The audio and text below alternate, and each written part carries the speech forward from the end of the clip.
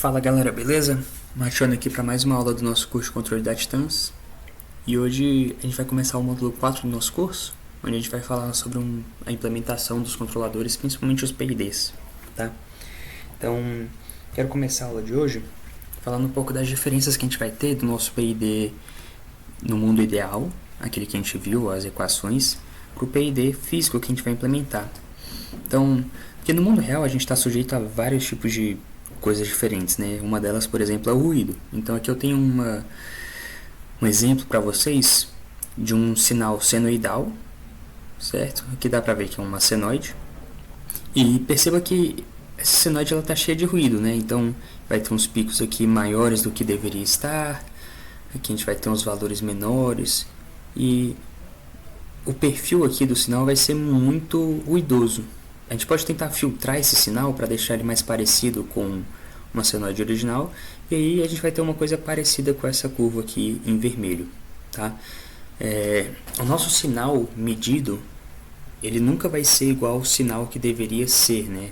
Aquele teórico, porque a gente vai ter ruído branco, ruído eletromagnético, a gente vai ter ruído térmico ali influenciando, então os valores eles sempre vão ter um certo erro em comparação com o que eles deveriam estar, certo? E aí, para tratar isso, a gente vai utilizar já alguns filtros. E por que é importante a gente tratar isso? Vamos pensar no caso, porque esse ruído ele afeta muito, esse daqui pelo menos, né? Você pegar esse sinal aqui, se você tentar tirar a derivada desse sinal, o sinal ele vai ser muito diferente, né? Por exemplo, pensa você tirar a derivada aqui no ponto máximo dessas curvas. Se você tentar pegar aqui do lado, ó, vamos tentar dar um zoom aqui, ó, e tentar traçar uma reta aqui. Nossa, minha reta ficou horrível. Perceba que essa reta vai ter uma inclinação, mas se você tentar pegar pro outro, como é que eu faço aqui? Se você tentar pegar desse outro lado, pegar esse ponto com esse ponto, perceba que a inclinação aqui vai ser muito maior. Então, para os mesmos pontos, basicamente, a gente vai ter inclinações, não os mesmos pontos, né, mas deveriam ser mais ou menos os mesmos pontos. A gente vai ter inclinações bem diferentes.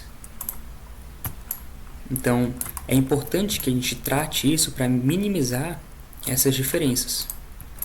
Tá?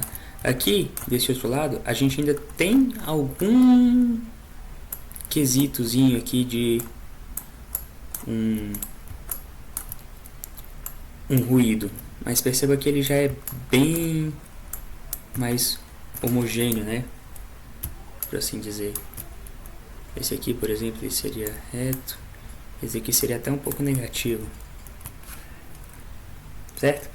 Entenderam? Então, na derivada, esse ruído ele é muito mais presente.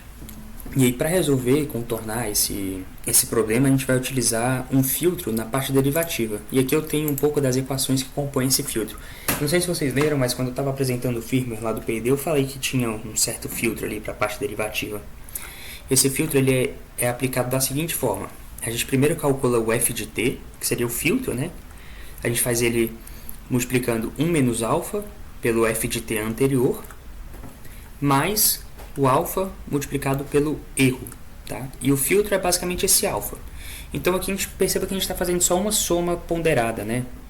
A gente está pegando o valor do filtro atual e o filtro anterior e aí ponderando com o erro. Então esse alfa ele vai ter um valor de 0 a 1, tá? E aí o 1 menos alfa vai ser como se fosse o complemento, né? Não exatamente complemento, mas seria 1 menos alfa. E aí se somar 1 menos alfa e alfa vai dar 1. Para deixar o valor restrito, né, basicamente. Então, imagina que você está somando porcentagens ali, basicamente você está pegando, por exemplo, se o alfa é 70 ou 0,7, você está pegando 30% do f anterior e compensando 70% do erro atual, tá? Não sei se faz tanto sentido assim. Enfim, é basicamente isso que a gente faz.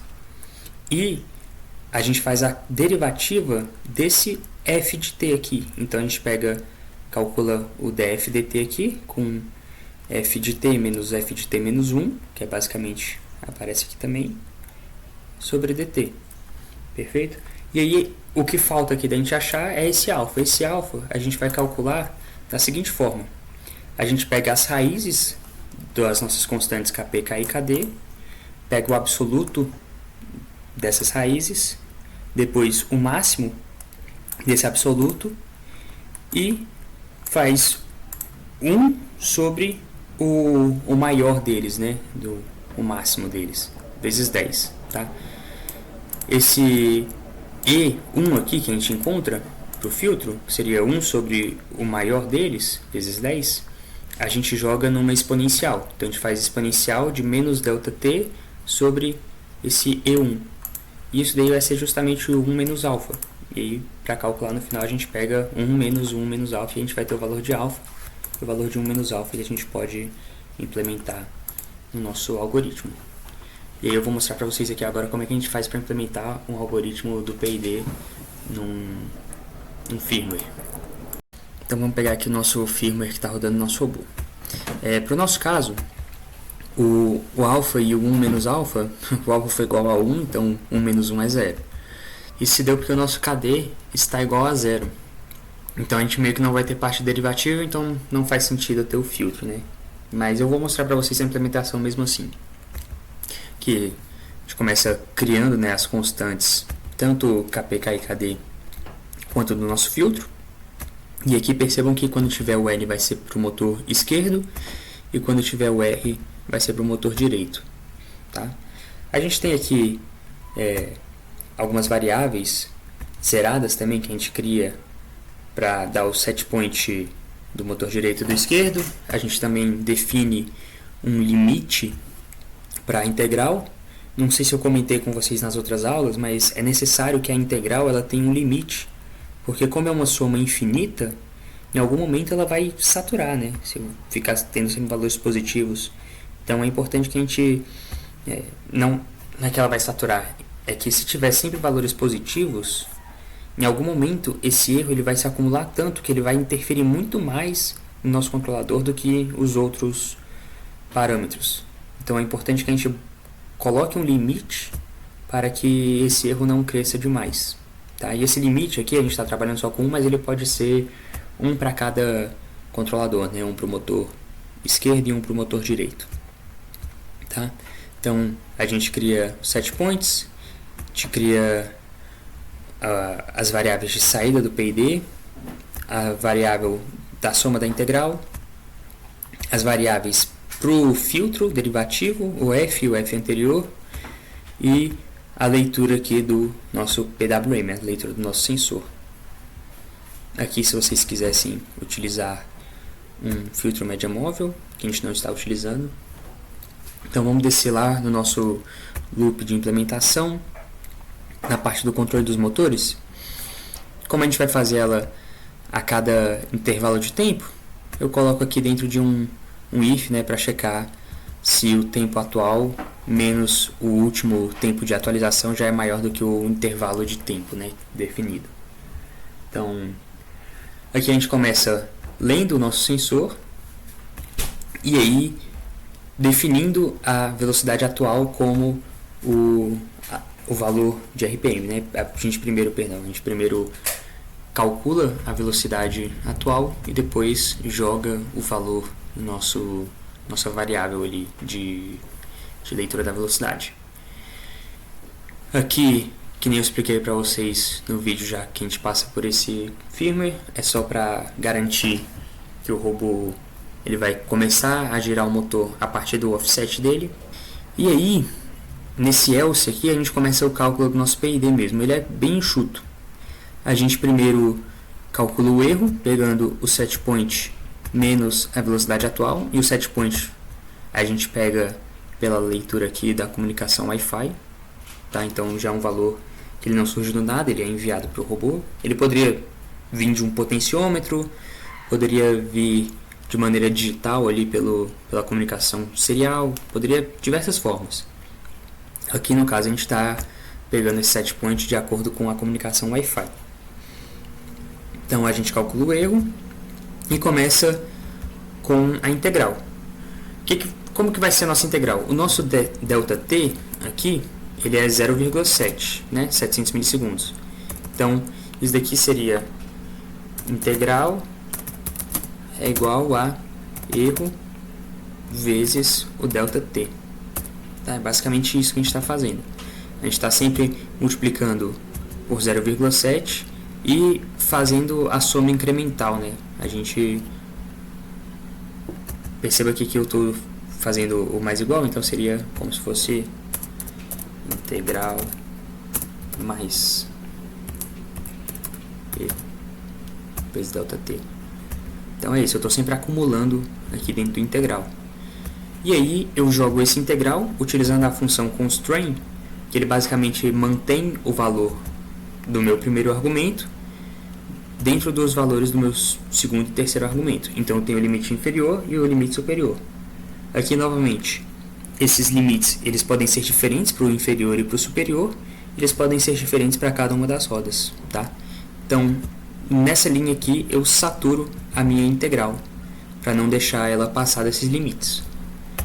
Feito isso, acabou o meu valor integrativo. Agora eu vou começar o derivativo. E aí eu começo calculando o filtro.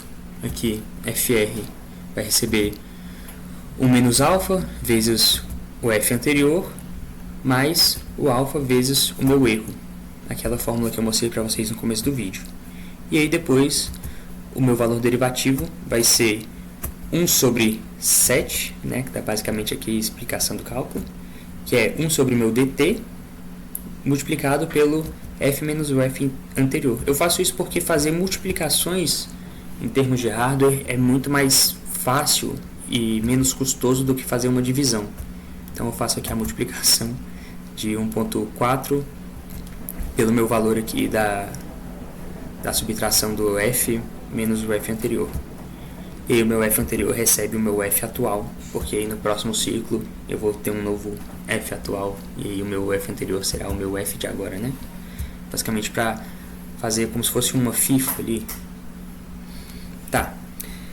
Feito isso, eu terminei a minha parte integrativa aqui e a minha parte derivativa aqui. Então é muito fácil, né? Muito rápido, muito simples calcular essas partes.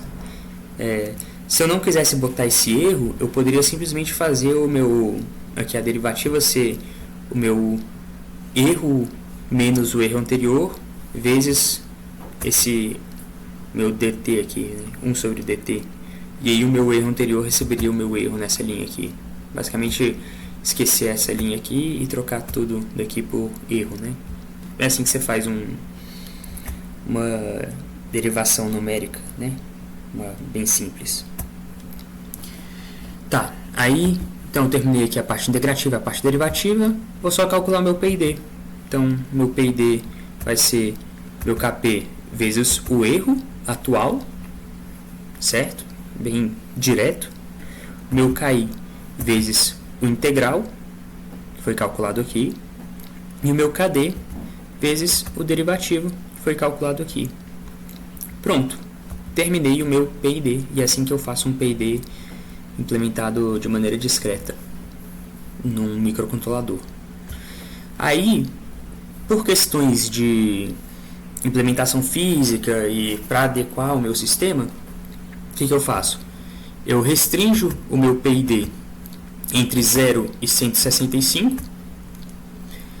Esse 165 aqui eu não sei exatamente, não lembro exatamente porque que eu botei 165, mas é basicamente porque 165 mais 70 vai dar 235, né? E aí 235 é o valor máximo do meu PID que ele está permitindo.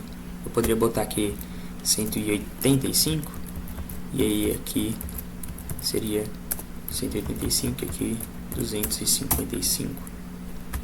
Tá. Poderia ser desse jeito aqui. Por quê? Porque 70 eu vou somar aqui embaixo para sempre ser o valor do meu offset, né? Ele nunca tem um valor menor do que 70.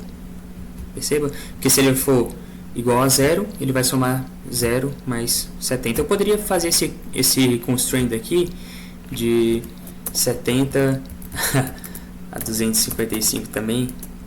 Acho que teria um valor, um resultado similar. Na verdade não, né? Na verdade não, porque eu estaria descartando o sinal de atuação menor do que 0 aqui. Então, vou deixar do jeito que estava antes. Então, 1,5. Perfeito? Aí depois eu só jogo isso no meu motor, com essa função aqui do set motor, que vocês já viram nos vídeos anteriores, somando aqui o meu offset. Tá? Bem direto, bem tranquilo. A parte do motor esquerdo é exatamente a mesma coisa, tá? Que vocês podem até conferir aí depois. E é isso. Então, a aula de hoje é bem rápida, bem simples, tá? Espero que vocês tenham aprendido alguma coisa, espero que tenha sido proveitosa para vocês. Como sempre, qualquer dúvida, comentário, sugestão, se vocês tiverem, coloquem aí nos comentários, ou me mandem mensagem no WhatsApp se vocês tiverem meu número, se vocês não tiverem, procura alguém que me conheça. E é isso aí, galera. Um beijo no coração de vocês e fui!